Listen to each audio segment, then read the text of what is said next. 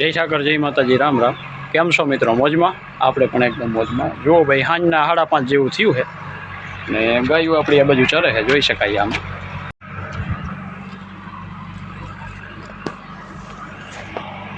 તો ગાયું આ બાજુ આપણી ચરે છે। ભાઈની ગાયુંમાં વાડામાં પૂરી દીધી છે। અહીંયા થોડુંક ખેતર લેવલિંગનું કામ ચાલુ।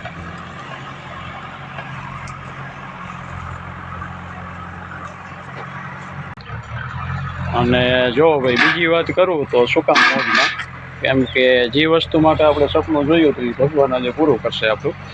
જે ગાય માટે નોકરી છોડી હતી એ વાસળી બચ્ચાને જન્મ દેવા જઈ રહી છે, જોઈ શકાય આમાં। પછી વિયાવાને તો આને ઘણી વાર હતી, 9 મહિને હજી પૂરા નથી થયા। 9 મહિનામાં પણ 2-3 દીની વાર બચ્ચાને જન્મ દેવા જઈ રહી છે હજી।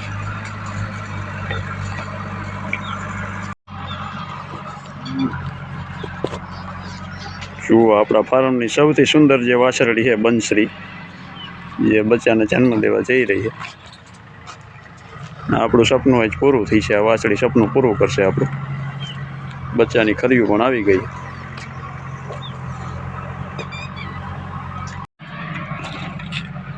જુઓ ભાઈ, આજે તો લગભગ 9 તારીખ થઈ અને 11 તારીખે આ ગાને આપણે 9 મહિના પૂરા થતા હતા, જે બંસરી ગાય છે આપણી એને।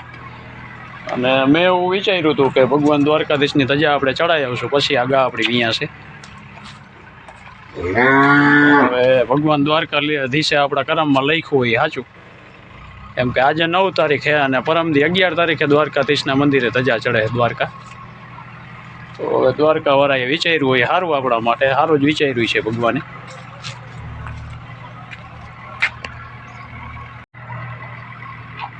જુઓ, હવે આપણી બંસરી શું લઈને આવે એ તો હવે આપણા કરમ, જે પણ લઈને આવે દૂધ લઈને જ આવશે।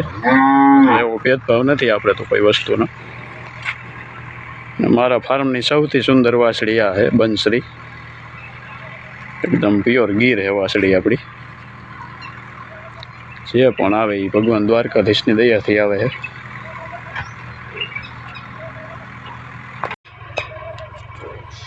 જુઓ ભાઈ, ગા વહેલી વિયાવાનું કારણ કહું, કેમ કે માવજત ભગવાન દ્વારકાધીશની દયાથી આપણી સારી છે, એટલે ગાય બચ્ચાને જન્મ આપી દેશે। અને કદાચ દ્વારકાવાળાએ પણ સારું વિચાર્યું મારા માટે કે આપણે ધ્વજામાં જાય દ્વારકાધીશના મંદિરે। અમારો સમસ્ત જાદવ સમાજ જે ભગવાન એ ધજા ચડાવી દ્વારકા, એટલે આ ગા બચ્ચાને જન્મ આપી દેશે તો આરામથી આપણે દ્વારકા જઈ શકશું। જો ભાઈ બીજી વાત કરું તો આ ગા આટલી બધી વહેલી કેમ વિયાણી, એનું કારણ છે આપણી માવજત અને કંઈક માતાજી ભગવાનની કૃપા એટલી। અને મેં તો એવું વિચાર્યું હતું કે ભગવાન દ્વારકાધીશની ધજા આપણે ચડી જાય પછી આરામથી ગા વિયા છે આપણી, પણ હવે ભગવાને કંઈક સારું લખ્યું છે આપણા કર્મમાં, તો આજે બચ્ચાને જન્મ દેવા જઈ રહી છે। આજે 9 તારીખે અને 11 તારીખે આપણે ધજા ચડાવવાના હોય દ્વારકાધીશના મંદિરે દ્વારકા। એ સમસ્ત અમારો જાદવ સમાજ છે, જાદવ પરિવાર બધા ભરવાડે, એટલે બસ દ્વારકાવાળાની દયા અને હાજીને બી આપણી ગા વિયાઈ જાય, બસ બીજું આપણે કાંઈ જોતું નથી। એટલી દ્વારકાવાળાને આપણે પ્રાર્થના કરી। જો ભાઈ, બચ્ચાની ખરીયું આવી ગઈ છે તો હું ગાની થોડીક મદદ કરું। ખરીયું આવી ગઈ છે બચ્ચાની।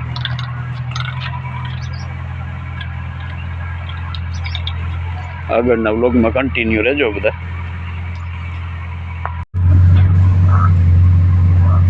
જો ભગવાન દ્વારકાધીશ ને માતાજીની દયાથી એમ કેમ વી ગઈ છે આપણી વાછડી બંસરી, જોઈ શકાય આમાં। અને રૂડી રૂપાળી વાછડીને જન્મ આપ્યો છે આપણી બંસરી, જોઈ શકાય છે। ભગવાન પાસે આમ તો કઈ માગવું નથી પડતું, મનની વાત ભગવાન જાણે કદાચ આપણે। જુઓ, એકદમ બંસરી જેવી છે, બંસરીની કાર્બન કોપી।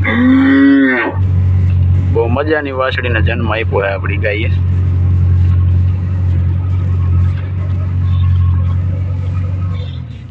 હેત કરે છે એના બચ્ચાને।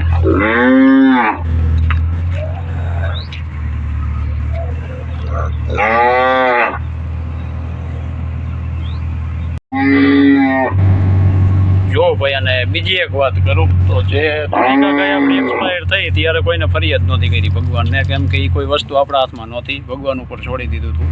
અને મેના ગા વિયાણી ત્યારે વાછડાને જન્મ આપ્યો, ભાઈની ગા વિયાણી ત્યારે વાછડીને જન્મ આપ્યો, ભગવાન જાજુ દેવ। અને આનું તો મેં કાંઈ ભગવાનભાઈ માગ્યું નહોતું, જે દિયો એ તમારી કૃપાથી જે આવી ભગવાન આપણી મનની વાત જાણી ગયા અને વાસળીના જન્મ આપ્યો આપણી આ ગાઈએ. બસ બીજું શું જોઈએ આપણે. જો ભાઈ, અને બીજી વાત કરું તો મનમાં એક એવું હતું કે ભાઈ આપણે દ્વારકા ભગવાનની ધજામાં જાય, ધજા ચડે અહીંયા ભગવાનના દર્શને જાય ને કદાચ આપણી આ ગા પાછળથી નહીં તો ગાનું કે વાસળીનું શું થાય. પણ ભગવાન દ્વારકાધીશ બધું જાણે છે. જો ગા આપણી આજ વિયાઈ ગઈ, વાસળીને જન્મ ગાય આપી દીધો અને ધજા પરમદી ચડે દ્વારકાધીશની. તો ચાલો ફરીથી મળશું નવા વ્લોગમાં. ત્યાં સુધી જય દ્વારકાધીશ.